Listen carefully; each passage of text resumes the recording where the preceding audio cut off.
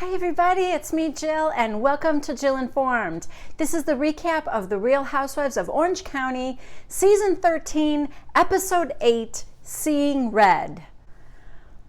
Oh boy, okay. Not gonna lie, I've got a record 14 pages of notes on this episode.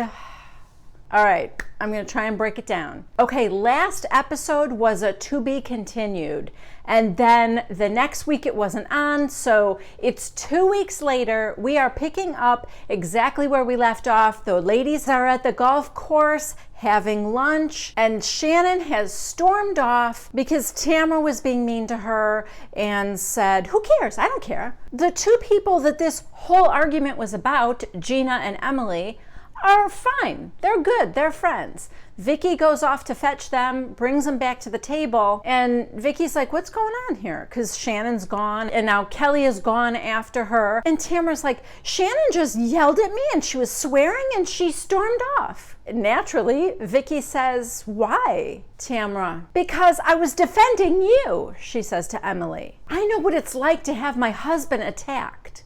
And oh my God, let me just say this.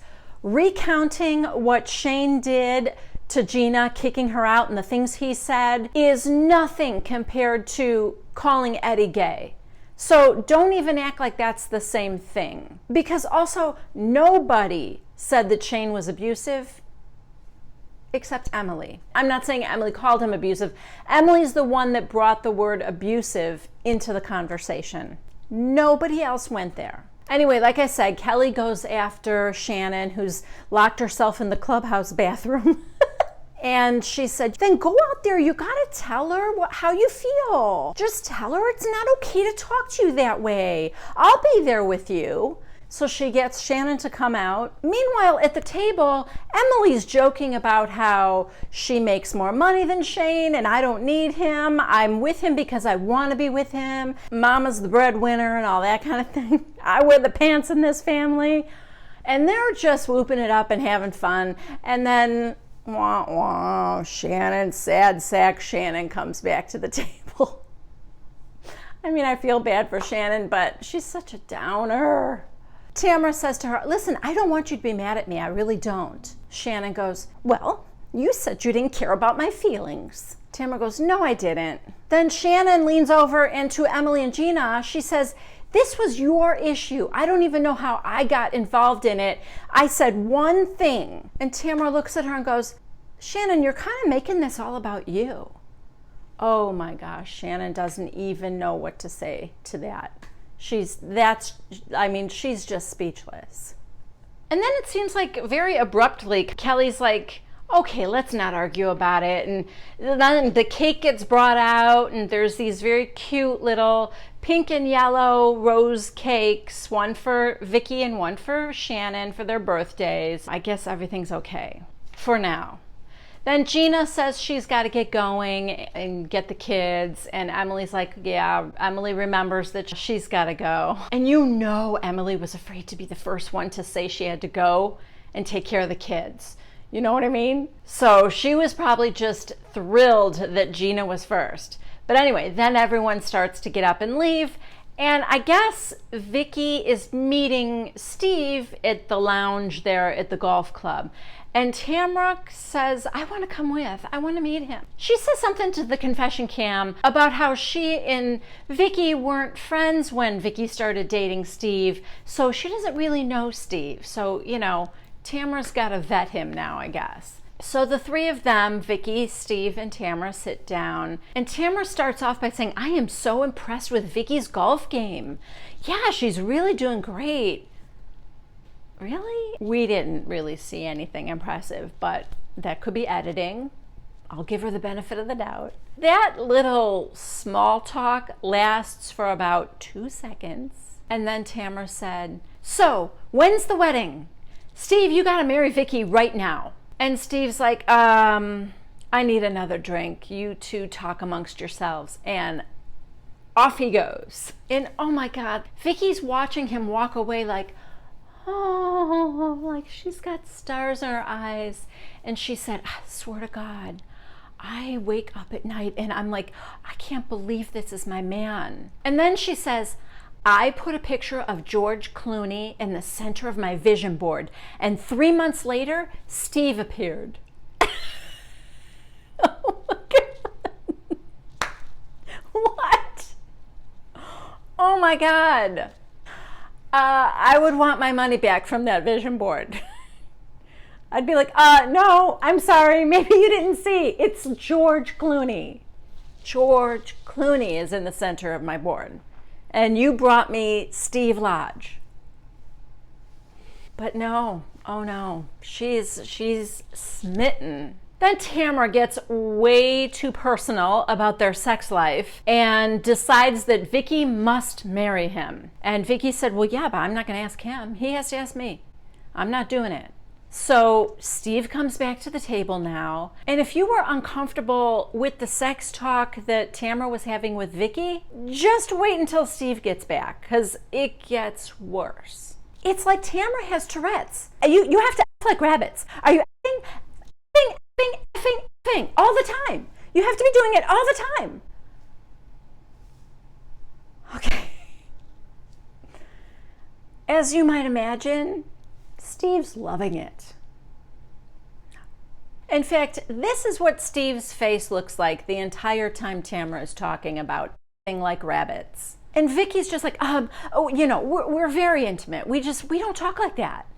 And Tamra's like, well, I do. Yeah, we know. Now back at Tamra's house, Eddie goes to the door and he gets an Amazon box. And it's party stuff for a birthday party that Tamra is throwing for Eddie. Because of all the stuff he's been going through with his heart, she wants him to wear this red heart suit. And all the guests are supposed to wear red as well. And she's telling the confession cam about everything poor Eddie's been through with his heart and nothing's working. And she just thought this would cheer him up to have this party. You know, it's his birthday also, but then just because he really needs to, you know, something to lift his spirits. And then in the next breath, you see her making him move a couch. Okay?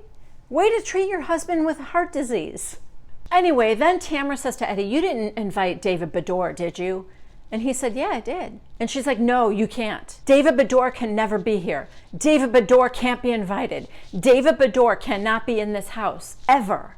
And Eddie goes, what do you mean, ever? He's my friend. And I'm thinking, how close did these men get? Steve and Michael, Eddie and David. I think the women could learn from these men. While the ladies are on camera being catty and fighting each other and saying mean things to each other, behind the scenes, these husbands and boyfriends are forming deep and lasting friendships. So anyway, Eddie says, okay, I'll uninvite him. I'm sure he'll understand because he's an adult. But he is welcome in my home. And Tamra's like, well, not when I'm here, because I'm loyal to Shannon. And he goes, all right, then don't be here. And she said, I can't imagine he would want to come to this party anyway when his ex-wife is going to be there. And Eddie goes, well, he wouldn't be coming for his ex-wife. He'd be coming for me. Which is true. I mean, if it weren't for the filming schedule. The only reason this big fancy party exists is because of the Real Housewives of Orange County, you know. So Shannon gets to come and David doesn't. Now we are at Jeana's house and she says to the kids, all right, let's get the table set up for Miss Vicki. Side note, whenever they show the outside of these ladies' houses, they look so average to me. I mean, for housewives, you know what I mean? Like in comparison to the Beverly Hills ladies or even the New Jersey ladies, everybody's house is so huge. But not the Orange County ladies. They look, I'm sure they cost in the millions, but they don't look that impressive is my point, you know? The exception to that rule being Heather Dubrow, who left the show before we got a good look inside that fortress she was building, and I'm still angry about that. I wanted to see that. I wanted to see the refrigerator that makes hexagon-shaped ice cubes and, you know, all of it. I want all of it. I want her back just to look at her house. And I kind of miss her. Second side note, I love that there's just like a random Windex bottle in the background. It just makes Jeana feel more real to me. Third side note, I love that her daughter is wearing a mask and cape to dinner. It's just adorable. Anyway, surprise, surprise, the kids are getting wild, and Jeana decides maybe we don't wait for Miss Vicki after all, and so she's kind of feeding the kids. Then Vicki shows up, and it's chaotic. I don't know if the kids act up when people come over. Sometimes kids do. I don't know if the kids are acting up because of the cameras, but they're acting up. Vicki picks up a picture. Maybe it's a wedding picture. We don't get to see it because Matt is in the picture. And Vicki says to the confession cam, well, now I know Matt's a real person. Yeah, but we don't. Now we have to take Vicki's word for it. Anyway, during the dinner, Nicholas, the 5-year-old, is standing up and he says, I want to go to the playground. And Jeana said, but it's raining out. You can't. Remember? I want to go to the playground. No, I want to go. She said, all right, we'll talk about it later. You know, which inside she's like, please just behave. The cameras are here. Vicki Gunvalson is here. Just give me like 10 minutes of good behavior. But she's like, we'll talk about it later. Nicholas, we're going. Yeah. And she looks at him and he dunks her on the side of the head. Yeah. Well, that was it. And she stands up, grabs him by the arm, takes him to his room, makes him stay in his room. She does say to the confessional that this whole thing with Matt being gone during the week is really hard on the kids and that they've been acting out. And you know what? I believe her. I think their arrangement is stupid, but for those little kids to barely see their dad and not really understand why he's away all the time, and that can't be good. Anyway, I will say this. When Jeana came back to the table, she apologized, and Vicki said, no, you did good. You did exactly the right thing. You did a good job. And I could tell Jeana appreciated that and felt grateful to Vicki. But then she says, oh, Matt would have been so upset with him for putting his hands on me like that. And I was thinking, who cares what Matt thinks? He could have shown all of us how he would have defended you and disciplined your son and told him that it was wrong, but he's not there. Matt has chosen to be in his apartment somewhere in LA. We don't know. No one knows. I still cannot get over the fact that Jeana herself doesn't know where his apartment is. So that's what Matt chose, and I don't care what Matt would have done if he were there. He should just be there. Then Vicki, who wanted to just be there to help, leaves after dinner and says, okay, well, I have to get back to the office and I'll let you get back to being with your kids. Who says that to a single mom who's with her kids all day long? All right, sweetie, I'll let you get back to being with your kids. Thanks? No. Single moms who are raising their kids and are home with their kids all day long, they want somebody to say, hey, sweetie, you go out, I'll watch the kids for a little while. Now we see Emily and Shane and one of their little twin boys. I don't remember which one. And it's another really awkward conversation with those two. I don't know what's going on. I don't know if they're awkward with each other or they just, neither of them can really get a handle on the filming crew being there. It's always so stilted. But anyway, she says to him, so are you looking forward to the party tonight, Eddie's party, and, getting to meet some of the ladies that you haven't met before? And he's like, well, I'm looking forward to it. I don't know if I would say I was excited. Okay. Emily's confession cams feel like all she does is justify or defending Shane's behavior. Again, she said, it'll be nice for the ladies to meet Shane and get to know the real Shane, his real personality. See that, he's not abusive. And okay, again, Emily, you are the only one bringing up that word, so stop. Stop keeping the word alive. You're the only one saying it. Then the little boy who's in the scene with them, he's saying, lay on the bed, lay on the bed. And she goes, okay. So she goes and lays on the bed, and he like jumps over her. And Shane started laughing and saying, he only wants to jump on your butt. And then Emily says just about the most disgusting thing I've ever heard. She said, now I know how he probably got pink eye. He always wants to put his He always wants to put his face in my butt. Ew. Okay, now Kelly and Shannon meet at a tea place. That whole scene is just so that we can cut back and forth between Kelly and Shannon at the tea place and Jeana and Tamra at Tamra's house. And Tamra and Shannon both talking about each other. Kelly asks Shannon, have you talked to Tamra since the golfing? Shannon says, no, I haven't talked to her. And she says, I think she was probably projecting her own stuff. Like the accusations of her own husband and stuff. I think she was projecting her own stuff onto you. Cut over to Tamra saying how Shannon makes everything about her. And that with all the stuff I have going on in my life, it seems like all she wants to talk about is her divorce. And I'm happy to be there for her, but Eddie was in the hospital and she never even called. She never asks me how he's doing. Cutting back to Shannon, who's saying, I don't know why Tamra made it about her and I when this was some argument between Jeana and Emily. Tamra, she just doesn't get it. And then back to Kelly's like, she had like 9 bad things happen to her all in a row. And Shannon goes, I do know that, but I have a lot of stuff happening in my life too. One bad thing, and I'll admit it's probably very, very bad. David is making it really ugly and painful, but it's just that. The other stuff in your life is good stuff, Shannon. The thing with QVC, and even the alimony you were awarded. You got the money you wanted. Anyway, Shannon ends up saying, I think to the confession cam, I know Tamra's mad at me, but it can't be over the Emily comment. I know that.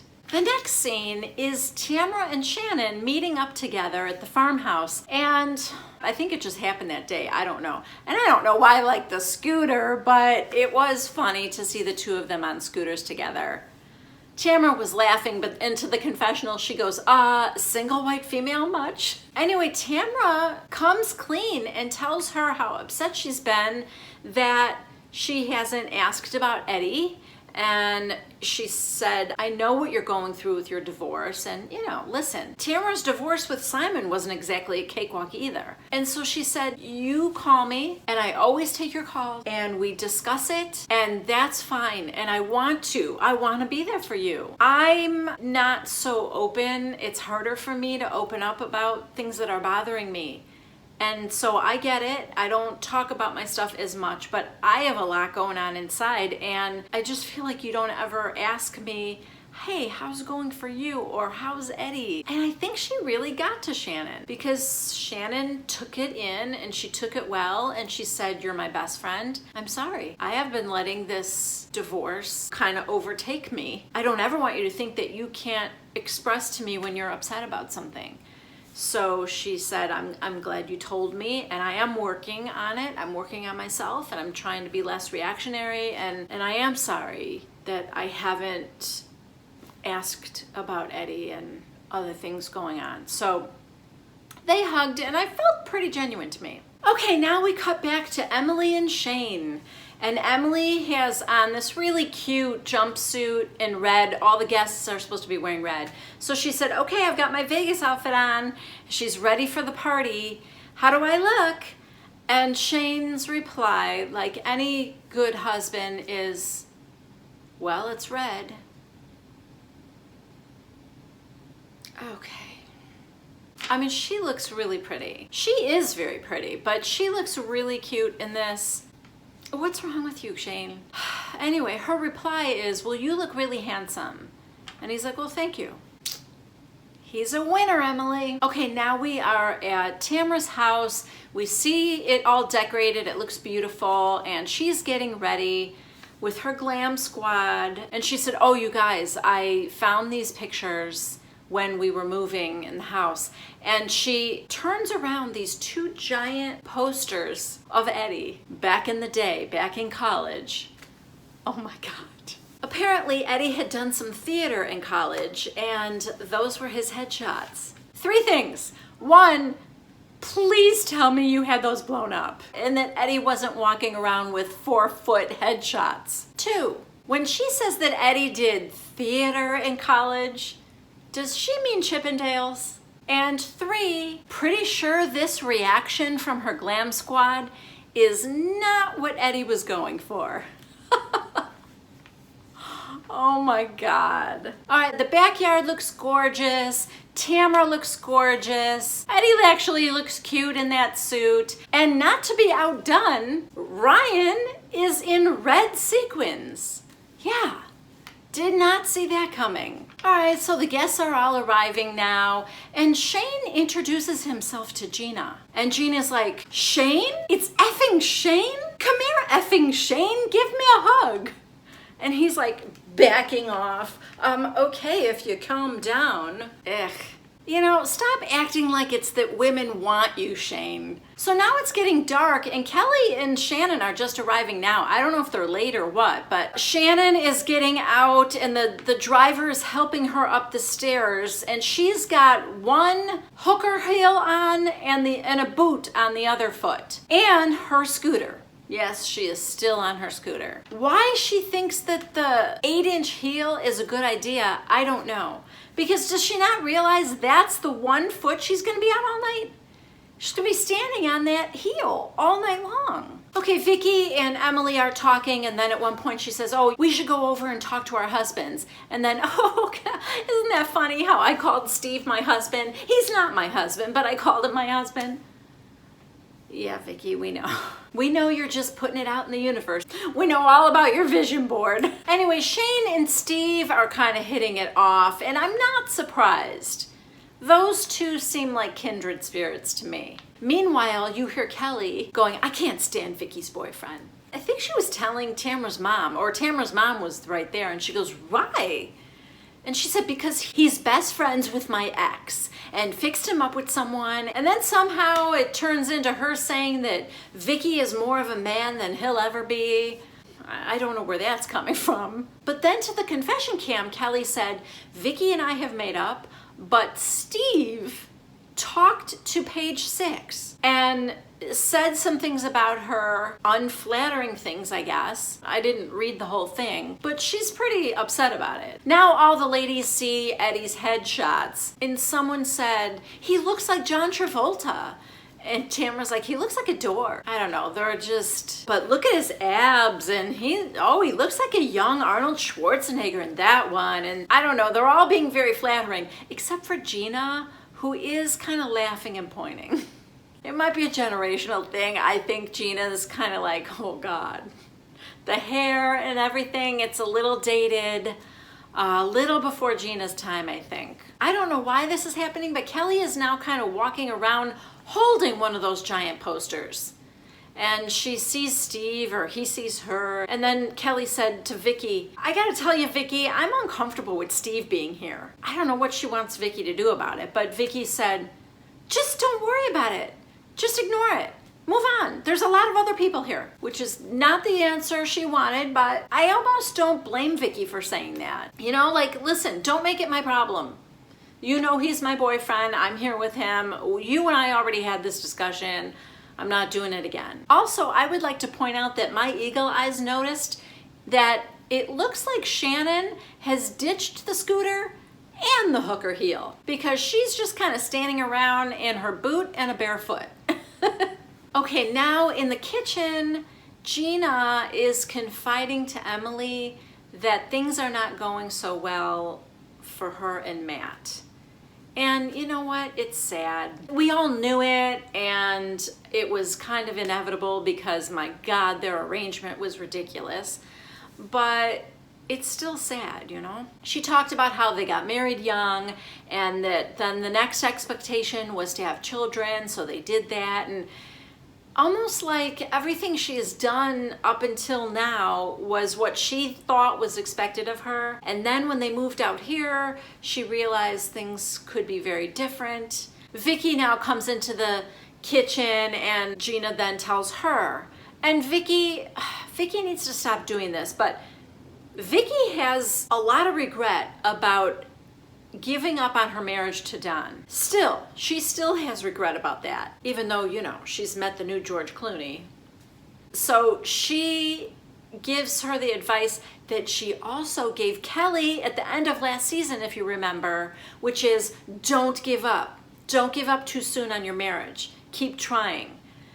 So she says the same thing to Jeana. And as we know, Jeana's divorced now too. So nobody's taking your advice, Vicki. Now we cut to Shannon and Kelly, who are outside eating at one of the tables, and they're screwing around with one of the outdoor heaters and just goofing around and having fun with each other. And then Shannon said, have you talked to Emily tonight? And Kelly goes, not really. I haven't even seen her. I mean, what am I going to do? Say, how's your Mormon husband? What? Why is that what you have to say to her? That was weird. So Shannon goes, oh, is he Mormon? Kelly goes, yeah, Persian Mormon at that. What does that mean?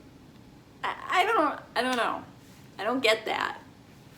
I think Kelly's fascinated by it. Anyway, then Shannon said, is he even here tonight? And Kelly goes, I don't know.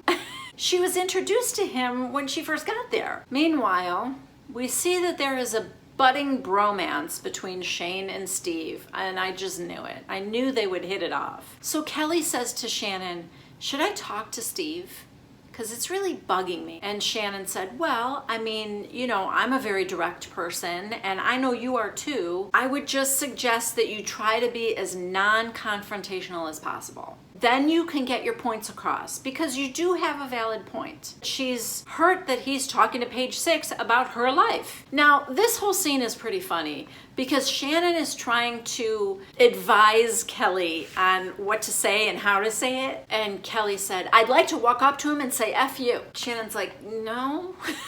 Don't do that. Just be calm. And Kelly's like, oh, what am I supposed to say?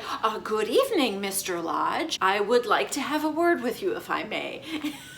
And Shannon goes, I'm not saying that either. Kelly goes, you know, I just want to know why. And you're a 60-year-old man acting like a little bitch. Shannon goes, don't say that. And Kelly goes, no? Shannon goes, no, don't.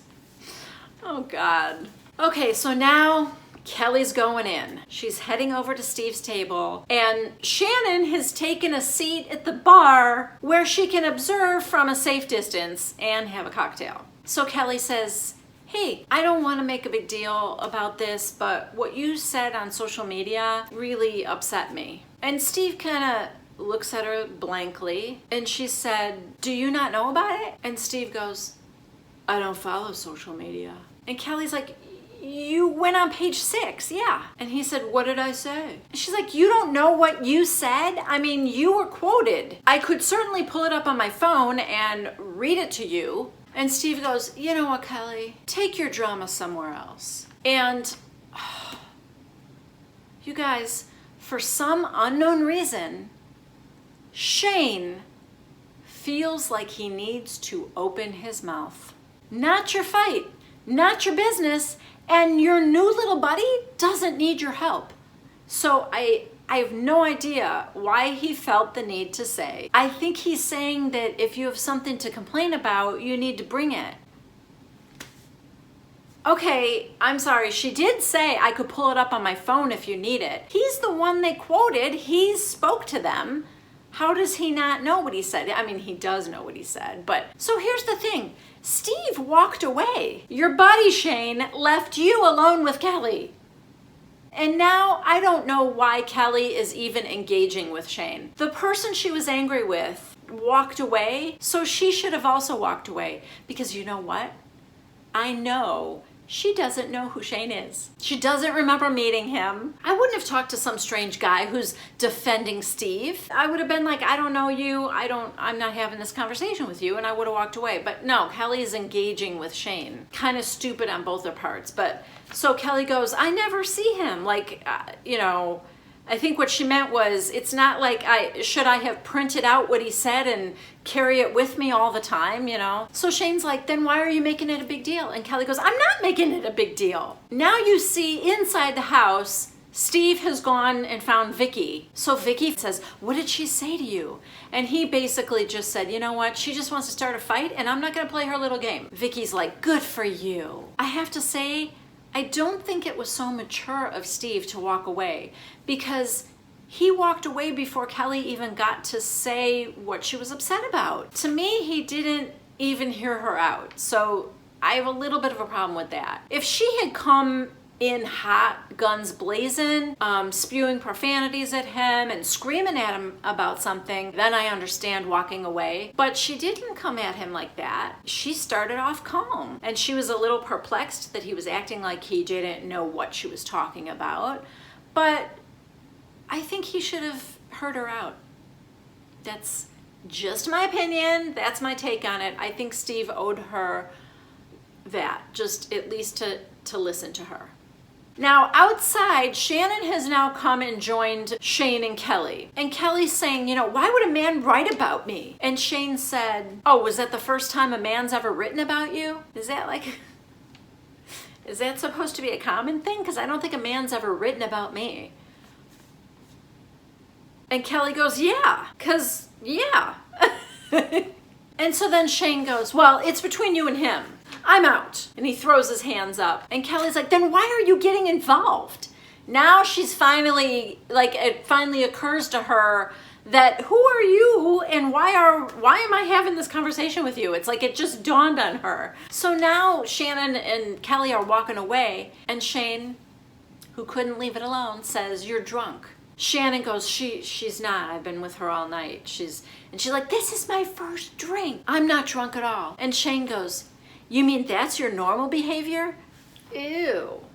How old is Shane? He strikes me as so immature. His behavior, and in particular, his behavior toward women, I don't get it. He is just so strongly in defense of Steve. Dude, you just met him. Stop trying so hard. As you might imagine, Kelly now loses ground because she can only rein it in for so long, and she's hit her tipping point. So she tells Shane, you're an effing dork. That's what you are, loser. And she walks away from the table. Now, Shannon, this was disappointing to me. Shannon kept saying, sorry, like apologizing for Kelly to Shane. Why, Shannon? Why were you doing that? Kelly comes back, don't talk to him. He's a little twerp. Shannon, again, sorry. And then Shane, that's your friend? So Kelly goes inside and she goes past Emily, and oh my God, you guys, this is so perfect. She does not know that was Emily's husband. I love it. So she complains about him to Emily, and she's like, that little guy is a little bitch over there. And Emily looks and she's like, who? And she's like, that little man over there that Steve was talking to. Now Emily's putting two and two together, and she goes, are you talking about my husband? Yeah. And Kelly goes, that's your husband? Emily, yes, that's my husband. Kelly, that's your husband? That's your husband? Like, Kelly can't even imagine it. And she said, you didn't introduce me to him. Now Bravo shows us 30 minutes earlier. Hi, this is my husband, Shane. Kelly, oh, hi, Shane, I'm Kelly. Hi, Kelly, nice to meet you. Yeah, she met him. The idea that whole conversation happened between Kelly and Shane without Kelly knowing that was Emily's husband, that is priceless. So now we're joined by Shane and Shannon, and everybody's right there. Jeana's there, and it's getting hot. Kelly says, I swear to Jesus Christ, I did not know that was your husband. Unfortunately, Kelly is really losing credibility by the minute here, because Shane is actually staying calm, and that's giving him the upper hand. You know, like he said, you came to my table where we were eating. Instead of letting that go and understanding what he meant by that, she goes, oh, your table? Oh, so this is your house? You know, you're better than that, Kelly, I think. That's when you're losing the argument, right? When you're picking on little things like that, you know what he meant. And then Shane, of course, gives Emily the same line he gave Shannon. This is someone you want to be friends with? Yes, Shane, we signed up for the Real Housewives of Orange County, and she's a cast member. And we just got here, by the way. And Kelly's like, you said I was drunk. You're a little bitch, dude. Emily, hey, Kelly, that's my husband. Now, okay, people's physical appearances are, not, you know, it's not their fault either way, but I'm sorry. The fact that Shane is so much smaller than Emily, and Emily is all, you know, hold my hoops, girl. It looked so bad for Shane, and now I don't even know what happened to Shane. Shane kind of disappeared. And Emily is getting all up in Kelly's face. And Kelly's like, go ahead, hit me. I dare you, go ahead, do it. Oh my God, it's crazy. Jeana is holding back Emily. Shannon is getting in front of Kelly. Jeana is telling Shannon, get her out of here. Because Emily went from like 0 to 60 in like 2 seconds.